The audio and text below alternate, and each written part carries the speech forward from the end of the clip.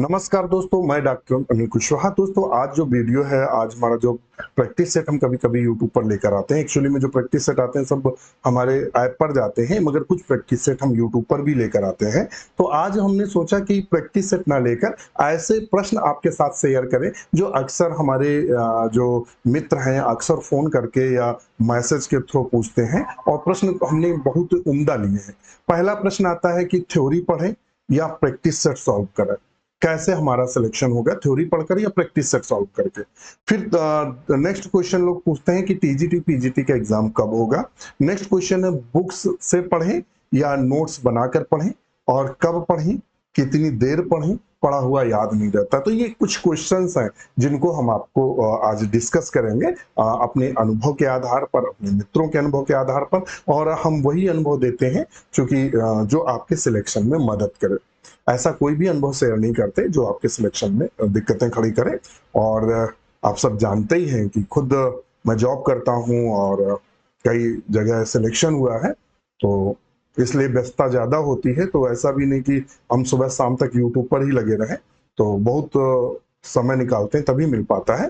तो शुरू करते हैं वीडियो। उससे पहले रिक्वेस्ट, चैनल को लाइक सब्सक्राइब करें। आज हम डिस्कस करने वाले इन प्रश्नों को कैसे पढ़ें। आप एमएससी भी हैं, आप एमएससी करते हैं यानी अपने सब्जेक्ट में मास्टर डिग्री हासिल किए हैं, आप में कैलिबर होगा, आप में दम होगी, आपका ब्रेन शार्प होगा, तभी आप पीजी जैसी कठिन डिग्री हासिल किए हैं। तो इसका मतलब आप काबिल हैं, बस सही मार्गदर्शन की आवश्यकता है। सही व्यू रचना अगर आप बना लेते हैं तो आपका सिलेक्शन श्योर हो जाएगा। कुछ आप छोटी छोटी गलतियां करते हैं जिससे आप बार बार सिलेक्ट नहीं हो पाते हैं और आप वो अपने करियर को लेकर मायूस रहते हैं। तो आज हम थोड़ी सी चर्चा करेंगे इस पर। शुरू करते हैं वीडियो। तो पहला जो क्वेश्चन आता है, सबसे पहला जो क्वेश्चन आता है, पहला क्वेश्चन आता है, और पहले नंबर पे क्वेश्चन क्या पूछते हैं कि दो में कि हम थ्योरी पढ़ें या प्रैक्टिस सेट करें। पहला क्वेश्चन ये आता है कि हम क्या करें, हम थ्योरी को मतलब हम थ्योरी पे ध्यान दें या प्रैक्टिस सेट पे ध्यान दें, किस पर ध्यान दें? तो एक काम हम आपको पहले बताएंगे कि आप यदि आप शुरुआत करना चाहते हैं और तैयारी करना चाहते हैं तो प्रैक्टिस सेट को अभी भूल जाओ, इसको आपको भूलना है। पहले आप ध्यान देंगे अपनी थ्योरी क्लास पर, थ्योरी को ध्यान देंगे। क्यों? क्योंकि जब तक आपके कॉन्सेप्ट क्लियर नहीं होंगे, ध्यान रखिएगा, जब तक आपके कॉन्सेप्ट क्लियर नहीं होंगे तब तक आप क्वेश्चन सॉल्व नहीं कर पाएंगे। तो जब तक आपके कॉन्सेप्ट क्लियर नहीं होंगे, अगर आप थ्योरी क्लास नहीं पढ़ते हैं, तो आपको क्या करना है, पहले थ्योरी को कंप्लीट करना है। पहले आपको अपनी जो टेक्स्ट बुक है, जो आपकी टेक्स्ट बुक्स हैं, उनसे आपको पहले थ्योरी पढ़नी है अकॉर्डिंग सिलेबस। सिलेबस ध्यान रखिएगा। आप क्या करेंगे, जिसकी भी तैयारी कर रहे हैं, या टीजीटी की कर रहे हैं, या पीजीटी की कर रहे हैं, या असिस्टेंट प्रोफेसर की कर रहे हैं, तो सबसे पहले जिसकी भी तैयारी कर रहे हैं उसका सिलेबस आप इंटरनेट के माध्यम से पहले निकाल लेंगे। हम उसका पहले सिलेबस लेंगे, फिर बुक चेक करेंगे कि क्या हमारे पास प्रॉपर बुक है। अगर नहीं है तो मार्केट से उनको परचेस करेंगे।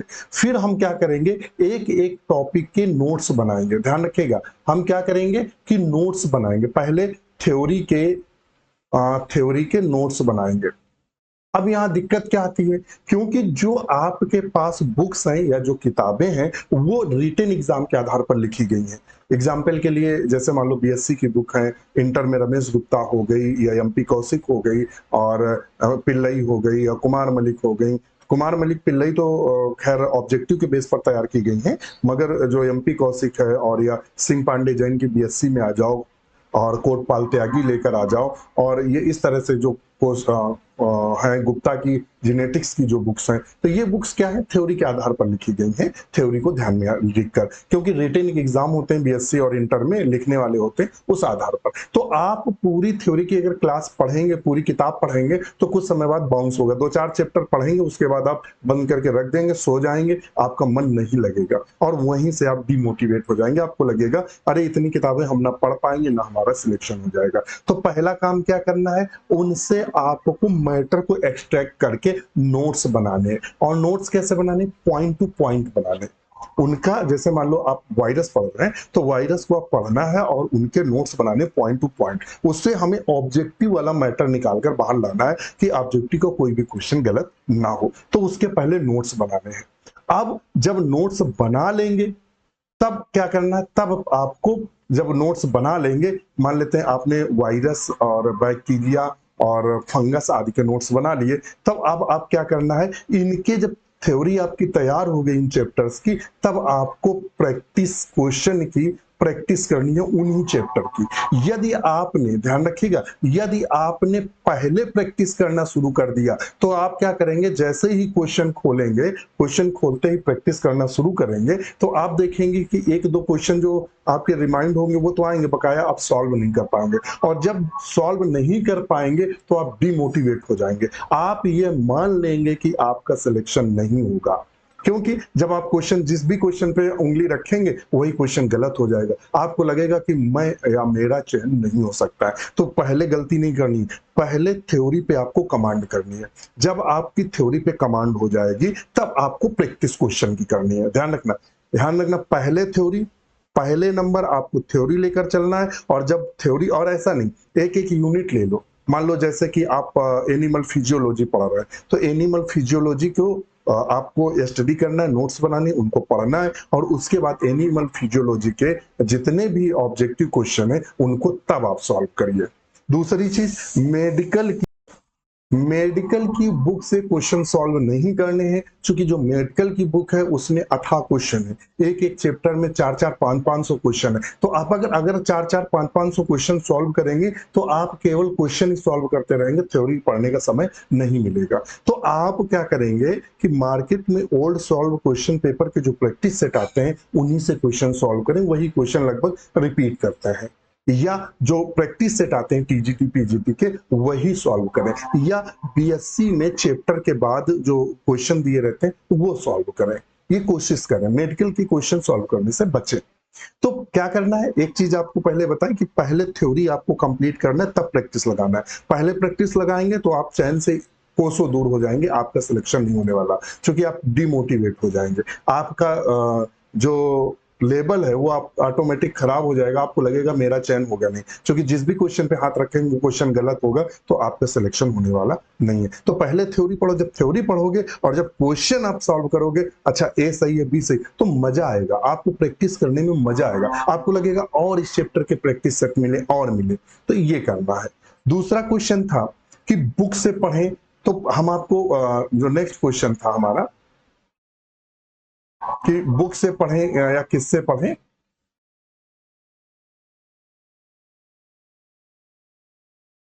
एक दूसरा क्वेश्चन था कि बुक से पढ़ें या नोट्स बनाकर पढ़ें, नोट्स बनाकर पढ़ें, पढ़ें क्या करें, तो हम आपको बता दें कि बुक से नोट्स बनाएं, और नोट्स बनाकर ही पढ़ें, और नोट्स आपके सिंपल हो, वन लाइनर हो, और नोट्स आपके लेंदी ना हो। एक कोचिंग संस्थान है इलाहाबाद का, ऑनलाइन पढ़ाते हैं, मैं नाम तो नहीं लूंगा इस प्लेटफॉर्म पे, तो मुझे पता चला, चूंकि कई सारे स्टूडेंट्स जुड़े आके डॉक्टर नोट्स बायोलॉजी से, तो पता लगा कि उन्होंने जो फंगस है, फंगस के 4 रजिस्टर भरवा दिए, इतना पढ़ाया फंगस को, 4 रजिस्टर भरवा दिए। अब पूरा पूरा जितना जो भी स्टूडेंट है वो जब 4 या 8 रजिस्टर भरवा दिए हैं, आप इतना पढ़ाए हैं, तो वो सिलेक्शन से कैसे हो पाएगा, मुश्किल से जो फंगस है लगभग 20-25 पेज में पूरा फंगस खत्म हो जाता है टीजीटी पीजीटी का, जब पूरा बीएससी, ये ऐसे नोट्स बनाने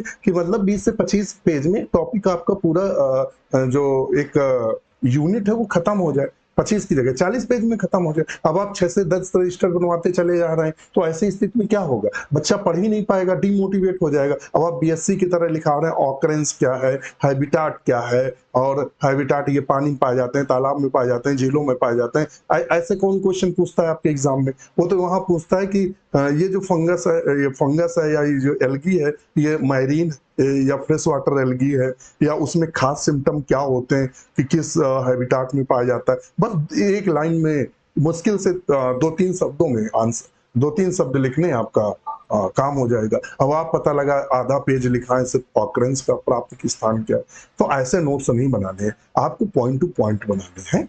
तो नोट्स बनाकर ही पढ़ें और अपने नोट्स बनाएं। अपने नोट्स बनाने का फायदा होता है कि जैसे ही आप फेरेंगे या पलटेंगे तो आपके अपने हैंड रिटन नोट्स होते हैं तुरंत याद हो जाएंगे। दूसरे के नोट्स को प्रेफर ना करें। अगर कोई कहीं से नोट्स परचेस कर रहे हैं तो उन नोट्सों को अपनी भाषा में जरूर लिखें।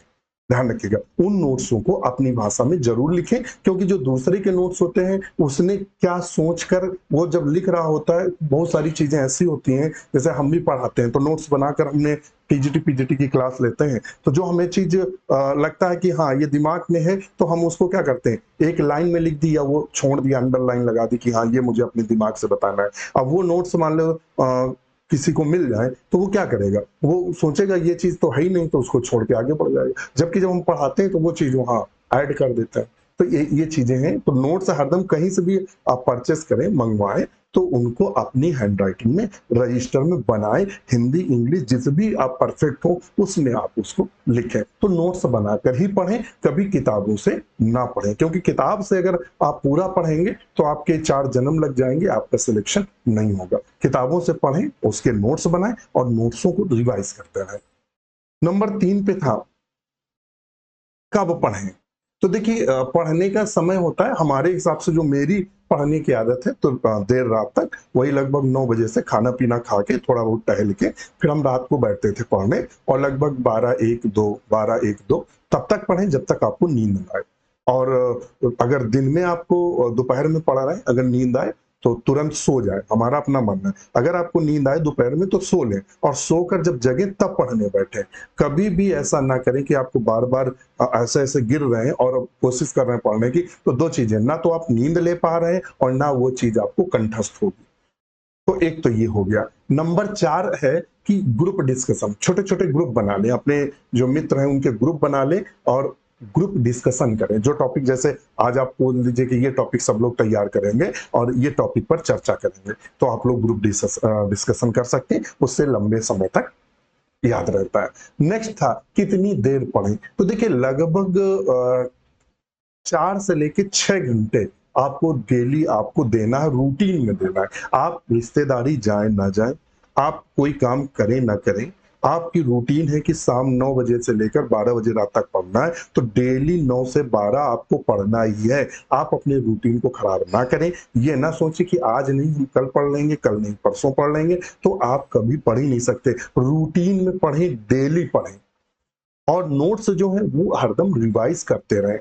फिर एक क्वेश्चन था पढ़ा हुआ याद नहीं रहता। तो मैं आपको बताता हूँ, जो आप आज चीज पढ़ेंगे वो 5 से 6 दिन बाद आपके दिमाग से चली जाएगी, वो हमारे दिमाग से भी चली जाएगी। कोई भी पढ़ता है 6-7 दिन बाद वो ऑटोमेटिक आपको लगता है ये पहली बार पढ़ा है।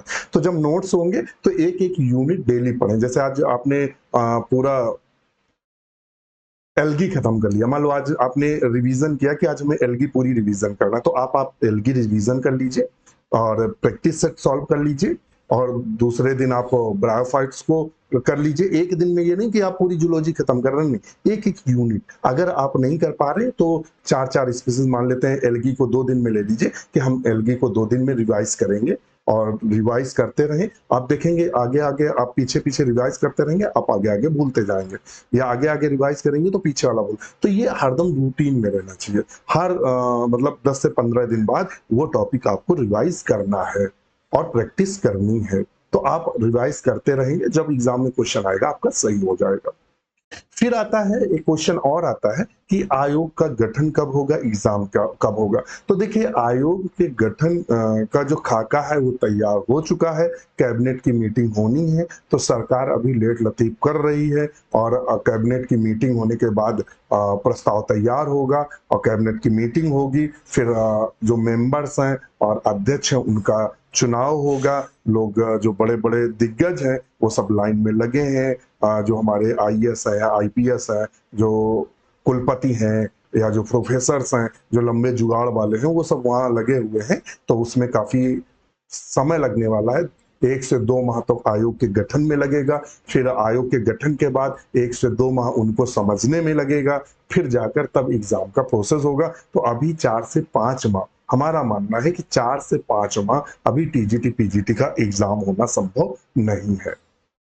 आयोग गठन होने में लगभग 1 से 2 माह का समय लगेगा और उसके बाद वो लोग समझेंगे और चीज़ों को व्यवस्थित करेंगे। तो ऐसे अभी मान लेते हैं 4 से 5 माह बाद ही टीजीटी, पीजीटी का एग्ज़ाम होने की संभावना है। और इसी के साथ असिस्टेंट प्रोफ़ेसर का जो एक 51 एडवर्टाइज़मेंट है, उसका भी यही समय 4 से 5 माह का समय लेके चलो। चूँकि हायर एजुकेशन का, टीजीटी, पीजीटी का सबका एग्ज़ाम जो नया आयोग बनने वाला है, शिक्षा आयोग, वही कराएगा, तो सब में अभी समय लगने वाला है। तो आप लोग बिल्कुल धैर्य बनाकर रहें और रेगुलर पढ़ाई करते रहें। अगर कोई आपको समस्या है तो हमारे नंबरों पर कॉल आप कर सकते हैं, मैसेज कर सकते हैं। और हमारा ऐप है डॉक्टर नोट्स बायोलॉजी का, गूगल प्ले स्टोर से डाउनलोड कर लो, साइन अप कर लो। हमारी जो मेंबरशिप है वो 699 है, जो यूपी के टीजीटी और पीजीटी के लिए बिल्कुल परफेक्ट है, जिसमें आपको सारे नोट्स अवेलेबल होंगे, प्रैक्टिस सेट अवेलेबल होगा और इसके अलावा डिस्कशन अवेलेबल होगा। इसके अलावा सारी थ्योरी क्लासेस अवेलेबल होंगी। जो हमारा 1199 का है, ये हमारे टीजीटी के लिए है, पीजीटी के लिए है, एलटी के लिए है और यही हमारा बिहार पीजीटी के लिए है, एमपी वर्ग के लिए है और यही हमारा आपका झारखंड पीजीटी के लिए है। और जो 1099 का है, ये हमारा एकलव्य के लिए है और जीआईसी के लिए। कोई भी बैच आप ले लीजिएगा, हम हरदम नोट्स बनाकर ही पढ़ाते हैं। तो अगर आप हमसे जुड़ते हैं तो फायदा क्या होगा, आपको किताबें नहीं पढ़नी पड़ेंगी, आपको इतनी इतनी मोटी किताबों में सर नहीं खपाना पड़ेगा, आपको हमारे साथ बस पढ़ते जाना है, आपकी तैयारी हो जाएगी। और जो हिंदी इंग्लिश दोनों में मिक्स पढ़ाते हैं, तो ये समस्या आपकी नहीं होगी कि हमें समझ में नहीं आता है। और सिलेक्शन सबसे ज्यादा, जितने भी कोचिंग संस्थान है, सबसे ज्यादा सिलेक्शन डॉक्टर नोट्स बायोलॉजी परिवार के हुए। लगभग 250 से ऊपर सिलेक्शन हो चुके हैं टीजीटी, पीजीटी, असिस्टेंट प्रोफेसर। तो आज के लिए इतना ही। वीडियो कैसा लगा हमें जरूर बताइए। इसी के साथ धन्यवाद।